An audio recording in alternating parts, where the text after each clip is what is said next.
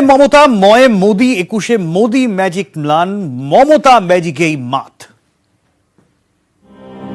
বাংলার মানুষ, বাংলার জয়, বাংলার জয়, বাংলাই পারে, বাংলাই পারে।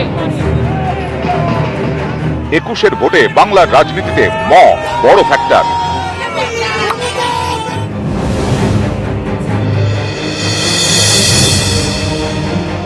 মোদি ম্যাজিক ফিকে, ইভিএম খুলতেই বাজিমাত, আবারও বাংলায় মমতা ম্যাজিক।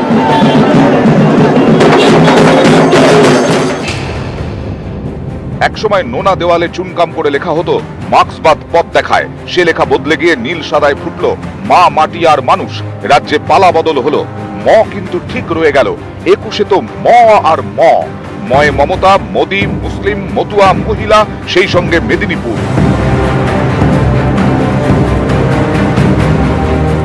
বঙ্গ রাজনীতিতে সবচেয়ে হেভিওয়েট মমতা।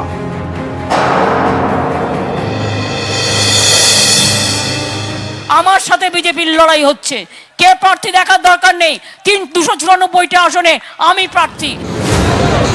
রবিবার ইভিএম খুলতেই ম্যাজিক।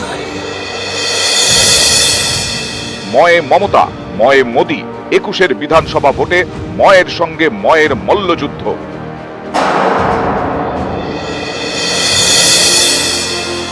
दीदी ने 10 साल तक मां माटी मानुष के नाम पर बंगाल पर राज किया है, लेकिन इन दिनों सभा में मां माटी मानुष नहीं, मोदी मोदी मोदी मोदी करती रहती है। কিন্তু বাংলার রায় মোদি ম্লান। খোদ প্রধানমন্ত্রী এবং হোম মিনিস্টার নিজে যে পরিমাণ অর্থ এবং আনুষঙ্গিক জিনিস এখানে খরচ করেছে তা বাংলার মানুষ ভালো চোখে নেয়নি। এক একটা বাড়িতে 3-4টে করে প্রকল্পের বেনিফিট পেয়েছে, এইটা মানুষ কখনো ভুলতে পারেনি। মমতা বনাম মোদি, মুসলিম, মতুয়া, মহিলা এবং মেদিনীপুর, 21-এর বাংলায় ময়ের মহাযুদ্ধ।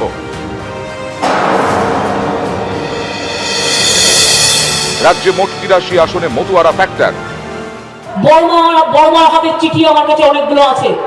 তিনি বলেছিলেন আমার অবর্তমানে তুমি এদের দেখে রেখো, আমি দেখে রাখবো, চিন্তা করবেন না। बोरो माँ का अपनत्व, माँ की तरह उनका आशीर्वाद मेरे जीवन के अनमोल पल रहे हैं। এবার ফলাফল বলছে মতুয়াদের নিয়ে দড়ি টানাটানিতে মমতার পাল্লাই ভারী।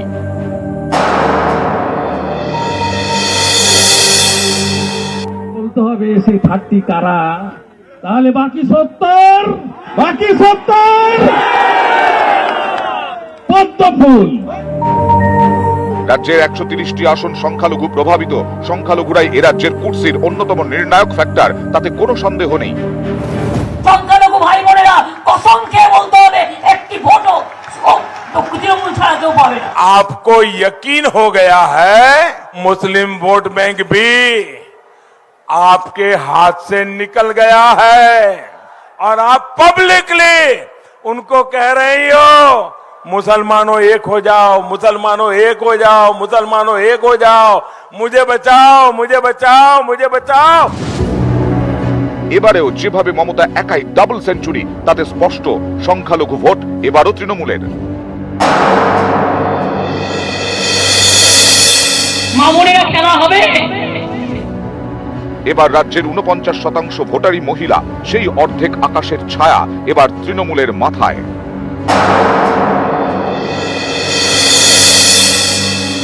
যে মকে বাদ দিলে 21-এর বঙ্গের ভোট অসম্পূর্ণ, তা অবশ্যই অবিভক্ত মেদিনীপুর। 2 মেদিনীপুর ও ঝাড়গ্রাম মিলিয়ে 35 আসন, বেশিরভাগ আসনে এবার জয়ী তৃণমূল। অর্থাৎ সব ফ্যাক্টরি তৃণমূলের পক্ষে। ফলে ময়ে মোদির ম্যাজিক ম্লান, মমতার ম্যাজিকে মাত। বাংলার মানুষ, বাংলার জয়, বাংলার জয়, বাংলাই পারে, বাংলাই পারে। নিউজ 18 বাংলা।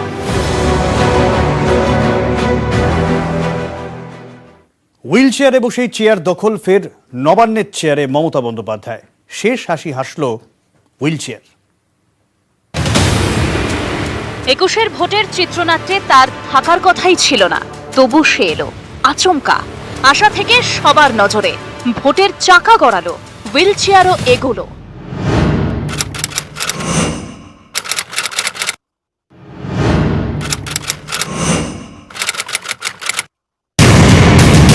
বঙ্গের রাজনীতিতে এবার নতুন চরিত্র।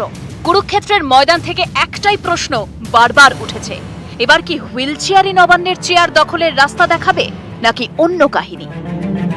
2রা মে শুরু হলো নতুন ইনিংস। জয়ের দিনে হুইল চেয়ার পিছনে ফিরে তাকালো। এ কদিনে অনেক অভিজ্ঞতা, পিচকালো রাস্তায় অক্লান্ত পরিশ্রম। হুইল চেয়ার ফিরে গেল 14ই মার্চে। সেদিন তৃণমূলের নন্দীগ্রাম দিবস। সেদিন দেশ দেখেছিল এক অন্য মমতাকে। কলকাতায় 5 কিলোমিটার রোড শো, হাওয়াই চটিতে হেঁটে নয়, হুইল চেয়ারে। আমার জীবনে অনেক আঘাত, অনেক প্রত্যাঘাতের মধ্যে দিয়ে, অনেক লড়াইয়ের মধ্যে দিয়ে আমি পেরিয়ে এসেছি। আমি হুইল চেয়ারে ভাঙা পায়ে আমি সারা বাংলা ঘুরে বেড়াবো।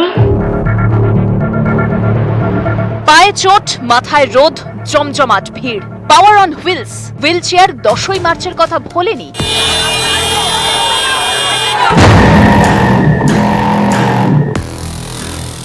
সেদিন নন্দীগ্রামে মমতার পায়ে চোট, রাজ্য রাজনীতি তোলপাড়।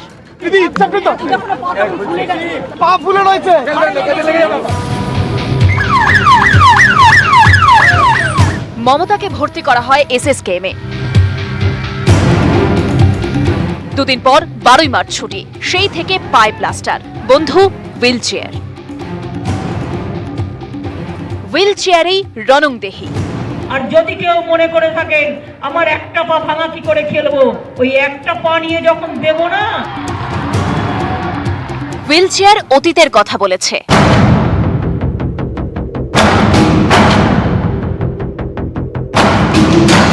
এর আগেও আমায় হাজরায় মাথায় মারা হয়েছিল, 2 হাত ভেঙে দেওয়া হয়েছিল।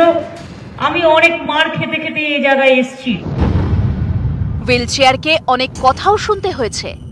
दीदी, आपके पैर में चोट आई, आप इतनी आहत हो गई हो, बहुत दुखी हो गई हो।